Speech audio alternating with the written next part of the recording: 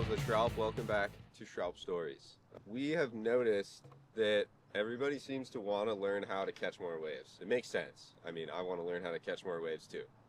But what I'm going to do is I'm going to go surf first, obviously. That's how we roll here at Shroud Stories.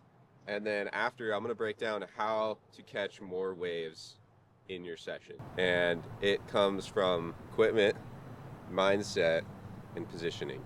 We'll go over these 3 points when we get out. So let's go.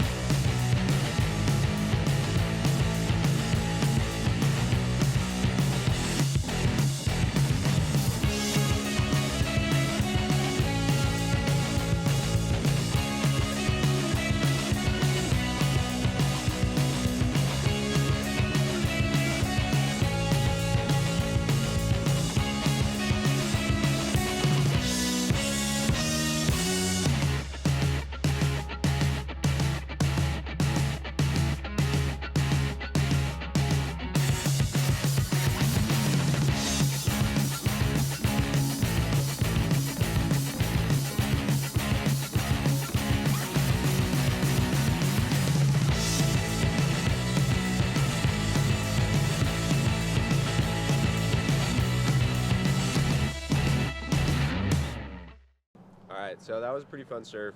Waves got a little windy. It's cool surfing with the homies, Tanner and Shane, and the Aliso Nigel surf team is out too. So if you got some clips, drop a comment. Like to hear about it. But let's get right into it. How to catch more waves when you're surfing. And I want to try to generalize it for beginners surfing mushy whitewash all the way up to advanced surfers surfing a heavier, more critical wave. The 3 points that I brought up are equipment, positioning, and mindset. And equipment I think is the biggest one for everybody, and I think it varies between the person's ability levels. Whether you're a really good surfer, all the way down to a beginner. Beginners probably need a longer surfboard, a lot more foam, like something like a Wave Storm from Costco. It's nice and soft, so if you hit yourself or somebody else, it's probably the best bet for you.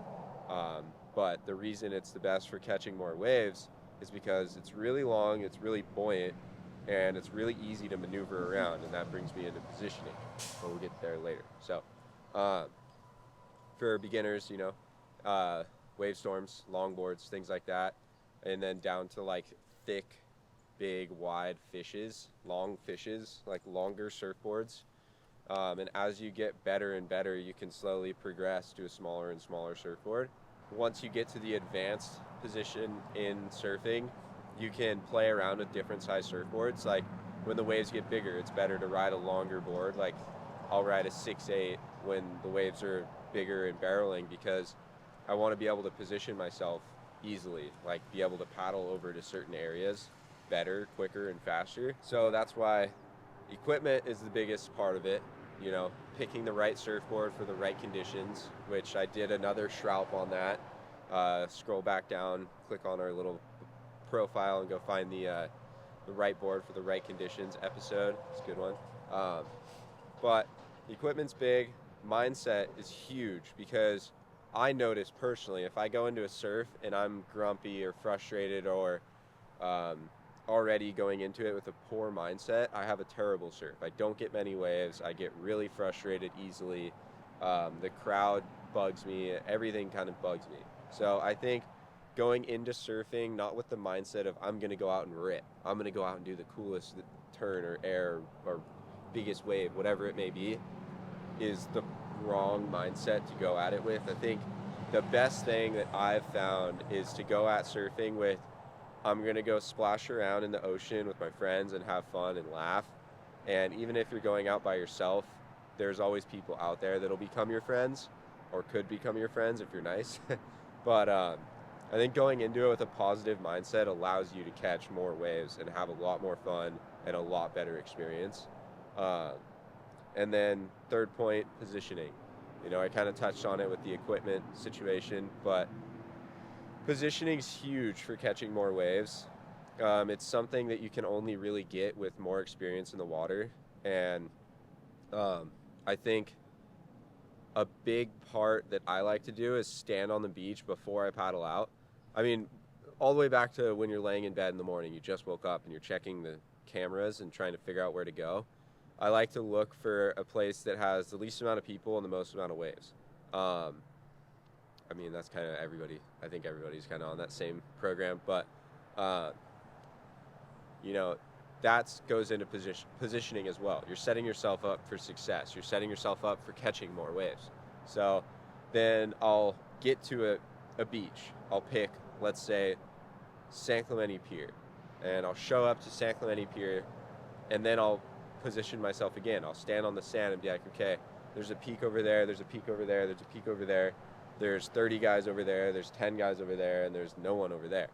All right, I'm going to go to the one where there's 10 guys or nobody, or sit kind of in the middle of the two, so that I can get more waves rather than sitting with the pack of 30 people, because you're battling 30 people versus 10 or no one. The peak with 10 people, let's say the waves are a little better than the peak with nobody.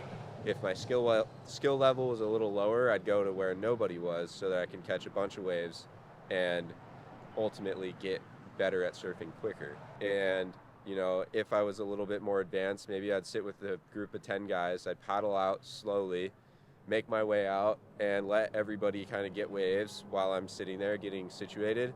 And then I would start trying to catch my own waves. You know, you're introducing yourself, not literally, but you're introducing yourself to the lineup, like by sitting out there. And then eventually your turn will come around and you'll get a wave, and then you'll work your way into a lineup. Like everyone's sharing waves and working together. So, you know, everybody's out there with the same goal. They all want to surf, they all want to have fun, they all want to catch waves. So be respectful and be mindful of that. And I think best bet for catching more waves is go to the place with the least amount of people. Sometimes I'll paddle out into a pack of people and I'll just not really get any waves, and I'll just paddle away. Even if it doesn't look good down the beach and there's no one over there, I'll just go sit over there, and eventually I'll end up getting a bunch of fun waves and having a way better time than I would have at the better place with 20 guys out. So positioning is a big part of it, and also looking at the waves, like when they're coming in and you're sitting in the water and you're like, okay, there's a peak directly in front of me. Am I going to go left, or am I going to go right, or am I going to go straight? Like, what am I going to do here? You know, trying to set yourself up to be in the best spot to go whichever direction you're planning on trying to go. And that all starts from standing on the sand and looking at the waves. So I think another point that I'd like to bring up is like physical fitness. I think being strong and being a good paddler plays a big role into catching more waves, because the faster you can paddle, the more waves you're going to catch every single time. It goes hand in hand. And that's why I say that the longer surfboards or thicker, wider surfboards, you'll catch more waves.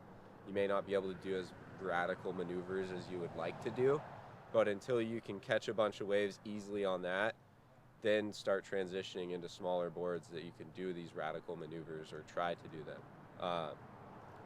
So, work on physical fitness, swimming, long distance paddling, like go get your longboard or a big wave gun or even a paddle board and just go paddle. Because in the gym, it's really tough to activate those muscles in your back and chest and your tummy when you're paddling, and your arms, I guess.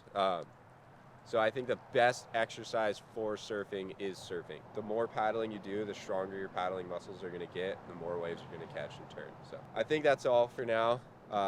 Could ramble on and on about this for hours, but thanks for tuning back in. Drop something in the comments if you want to see something in the next video, but we're thinking about doing something pretty cool in the next video. We're going to get $50 and we're going to go get a surfboard from somewhere on Craigslist or OfferUp or something. I don't know. We're going to figure it out, but we're going to go get a cool old surfboard for $50 and we're going to go ride it and we're going to tell you guys a story. But drop comments if you guys have suggestions or anything I missed, anything you want to add. Throw a comment in there. I always like reading and responding to them, so it's pretty fun.